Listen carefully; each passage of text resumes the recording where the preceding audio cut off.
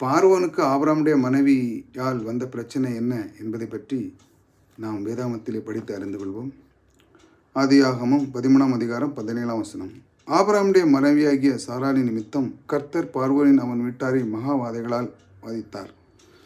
அவர் கொள்ள நோய்களை கொண்டு வந்து விட்டார் கர்த்தர். ஏனென்றால் ஆபிரகாம் தன் மனைவியை பார்த்து சகோதரி என்று சொல்லி கொண்டனால் இப்பொழுது பார்வோன் அவனிடத்திலே அவள் கூட்டி கொண்டு வந்ததனால் தேவன் அது எப்படி அவனுடைய மனைவியல்லா என்று அவன் கனவிலே சொல்லி அவனை நினைவு கூற, இப்படி தப்பு நீ கொண்டு விடு அப்படின்னு அந்த மாதிரி சொல்லி அந்த இடத்துல அவர் வாதைகளை உருவாக்குறார். அதனால் அவன் பயந்து என்ன சொல்கிறான், அப்பொழுது பார்வோன் ஆபிரகாமை அழைத்து, நீ எனக்கு ஏன் இப்படி செய்தாய்? இவள் உன் மனைவி என்று நீ எனக்கு அறியாமல் போவது என்ன? உன் மனைவின்னு சொன்னேன்னா எனக்கு ஏன் இப்படி பொய் சொன்ன அப்படின்னு சொல்கிறான். இவளை உன் சகோதரி என்று நீ ஏன் சொல்வது என்ன? இவளை நான் எனக்கு மனைவியாய் கொண்டு இருப்பேனே, இதோ உன் மனைவி, இவளை அழைத்து கொண்டு போ என்று சொன்னான்.